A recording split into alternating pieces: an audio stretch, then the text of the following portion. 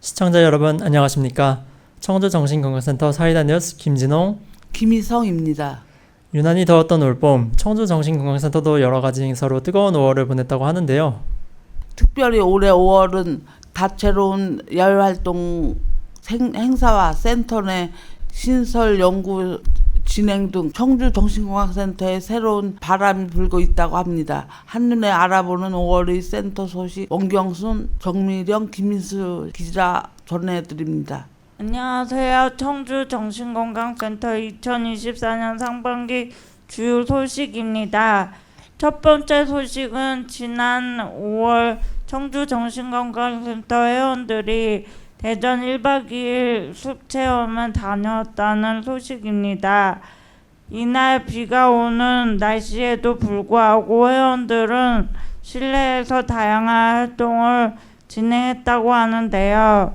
나무판에 솔방울, 벚꽃, 나뭇잎을 붙여 멋진 작품을 재미있게 만들었다는 소식입니다.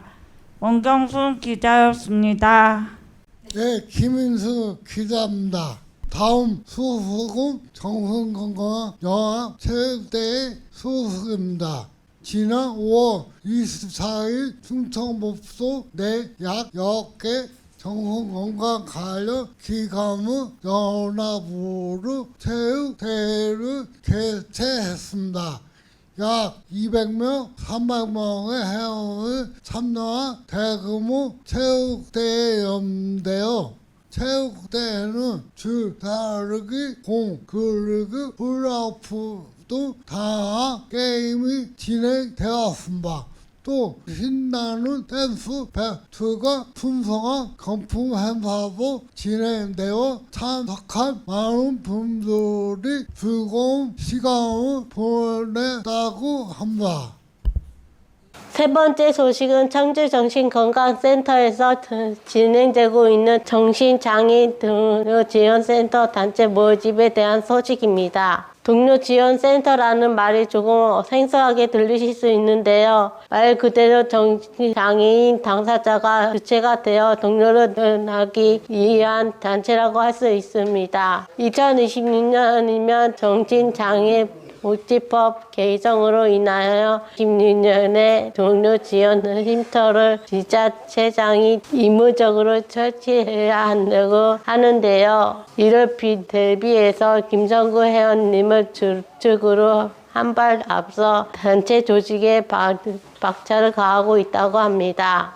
앞으로 정신장애 당사자들이 단체를 통해서 비장애인과 더불어 살아가는 조화로운 사회가 될 수 있지 않을까 기대됩니다. 앞으로 행보를 응원합니다. 회원들의 활발한 문화예술 생활을 지원하기로 주문한 청주정신건강센터의 다양한 프로그램, 그 중에서도 단연 많은 회원들의 호응을 얻고 있는 프로그램은 바로 문화놀이 프로그램인데요. 이들의 프로그램 소개 코너에서는 많은 회원들의 호응을 얻고 있는 문화놀이 프로그램을 소개합니다. 문화놀이 프로그램은 매주 목요일 오전에 진행되는 프로그램으로 회원들과 서로 그림으로 소통하며 몸과 마음의 치유를 도모하는 프로그램입니다. 옛날에 학교 다닐 때 배웠던 걸 다시 복습하는 것 같아서 더 기분이 되게 좋았어요. 샌드페이퍼에다가 그림 그리는 거. 예를 들면 강도 그리고 산도 그리고 마을 집도 그리고 동물도 그리고 이 색연필로 이렇게 칠하면요 그 샌드페이퍼가 이게 그 색연필을 잘 먹어서 그림이 잘 그려져요. 단순히 그림을 그리는 것에서 한 발 더 나아가 다양한 재료를 사용하여 보다 깊고 넓은 예술적 감정을 일깨우는 작품 활동으로 회원들의 문화 감성을 채워주는 문화놀이 프로그램.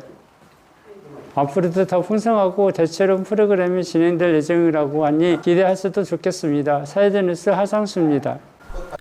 청주정신건강센터에는 여러 회원분들과 참여를 통해 자치적으로 운영되고 있는데요. 뉴스와 인물에서는 이달의 칭찬회원과 만남을 준비했습니다. 이달의 칭찬회원은 센터 내 회원분들의 점심을 책임져 주시는 김희성 회원입니다. 청주정신건강센터에서는 매일 평균 약 30여 명의 식사가 이루어진다고 하는데요. 더 자세한 소식 김성구 기자가 전합니다. 네, 김성구입니다. 하루 일과 중 결국 빠질 수 없는 시간, 여러 회원분들과 한자리에 모여 몸과 마음도 채우고 즐거움도 나누는 시간, 바로 점심 식사 시간인데요. 이곳 청주정신건강센터에서는 김희성 회원님께서 많은 회원분들의 건강하고 균형 잡힌 식사를 책임져주고 있다고 합니다. 그 현장을 직접 찾아가 봤습니다. 여기는 준비한 점심을 먹는 현장입니다. 지금 김희성 회원님이 직접 만든 요리를 회원분들께 한 분 한 분 배식하고 계십니다. 든든한 점심 식사, 몸과 함께 마음도 넉넉히 채워지는 것 같습니다. 안녕하세요. 저는 센터 다니고 있는 김희성입니다. 선생님한테 추천을 받아서 요리를 하게 됐어요. 그런데 지금 주방 일을 한 것도 벌써 얼추 올해만 하면 얼추 3년이 다가온 것 같아요. 저는 정신건강센터 다닌 지 얼추 길다 보니까 10년이 다가오네요. 선생님들이 주방 일을 해서 열심히 하고 있어요. 희성쌤은 평소에 정이 많으셔서 여기저기 도와주는 걸 좋아하시고 기본적으로 책임감이 강한 분이세요. 흥도 많으셔서 노래 부르는 걸 좋아하시는데, 그래서 희성쌤이 노래 부르며 뭔가 하는 모습을 심심치 않게 볼 수 있어요. 요리에 있어서 다들 희성쌤을 센터를 위해서 열심히 실력 발휘하시고 노력해주시는 고마운 분이라고 생각하시더라고요. 마치 어머니 같은 모습을 느낀 적이 많아요. 이런 희성쌤의 모습은 주방에서 나타나는데, 매번 하시는 말씀이 상추 씻으실 때 아기 대하듯이 살살 씻어야 한다고 하시며 정성스럽게 손질하시는데, 이런 희성쌤의 말에서도 느껴지듯이 노력하시는 모습을 멋있다고 생각하고 제가 본받아야 할 모습이라고 생각하고 있습니다. 많은 이들이 점심을 준비하는 일이 결코 쉬운 일이 아님에도 늘 긍정적인 마음으로 임해주시고 회원들의 안녕과 건강까지 생각해내시는 김희성 회원님, 늘 우리 마음속에 고마운 회원님으로 기억될 것 같습니다. 이상으로 김성구 기자였습니다. 청주정신건강센터에서는 회원들의 건강한 삶을 유지한 다양한 상담이 이루어지고 있는데요. 생활 속 고민이나 마음속 깊은 이야기들을 내어놓고 함께 나누는 것을 치유와 회복뿐 아니라 지속적인 생활 관리 위해 매우 중요한 역할을 합니다. 그런데 청주정신건강센터에서는 조금 특별한 상담을 준비 중이라고 하는데요. 당사자가 직접 상담을 진행할 수 있도록 하는 동료 지원가를 양성하고 있다고 합니다. 김진원 기자 취재했습니다. 일반적으로 이루어지는 상담은 자신과는 다른 낯선 상담 전문가에게 자신의 이야기를 털어놓는 것에서 시작합니다.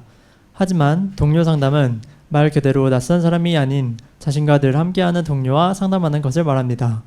이를 통해 어렵고 딱딱한 상담이 아닌 언제든지 원할 때 가까이에서 함께하는 편안하고 친근한 상담이 이루어질 수 있습니다.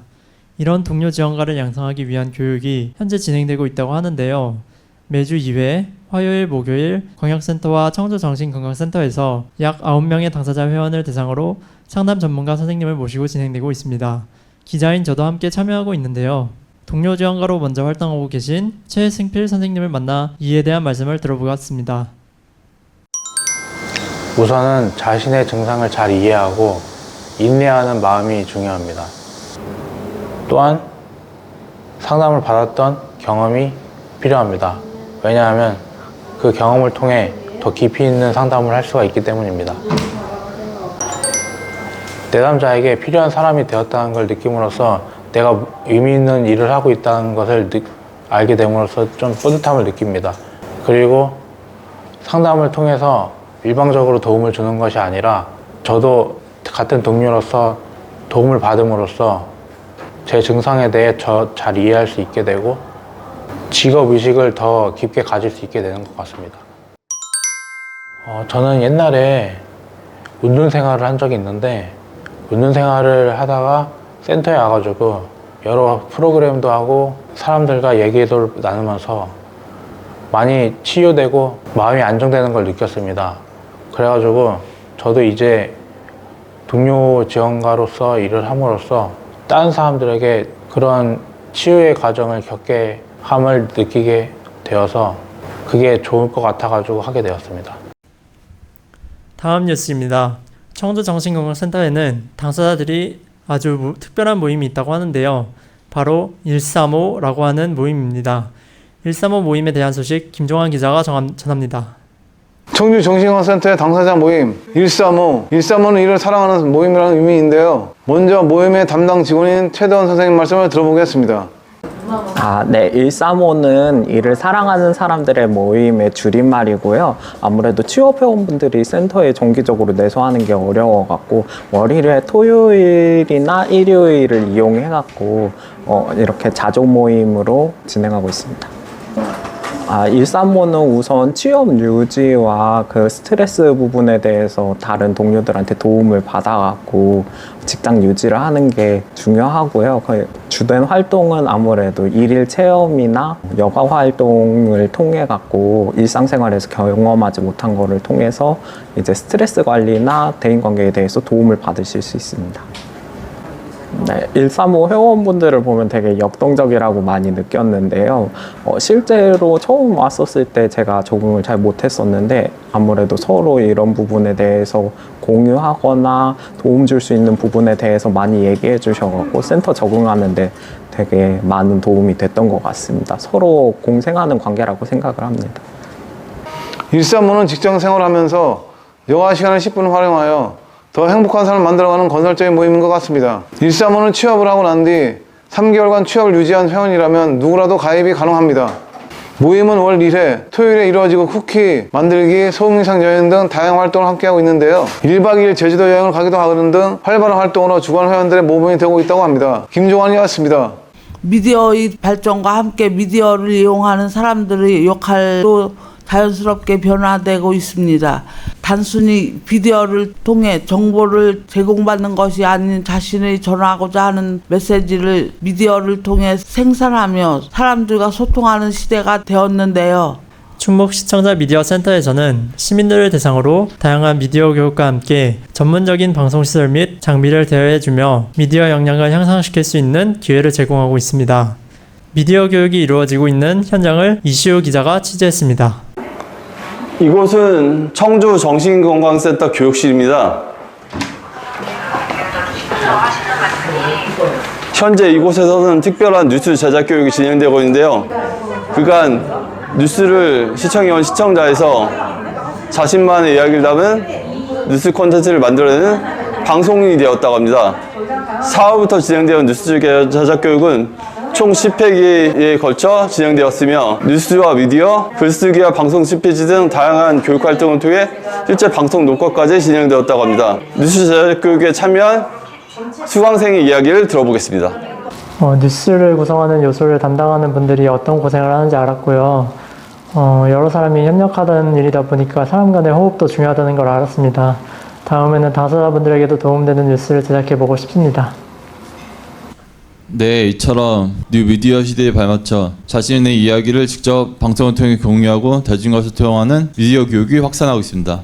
혼자 하는 경험이 아닌 다 같이 함께하는 교육 활동을 통해 서로 격려하고 지지하는 따뜻한 모습을 엿볼 수 있습니다. 무엇보다 당사자가 직접 만드는 당사자의 뉴스라는 점에서 더 중요한 의미를 지니는 것 같습니다.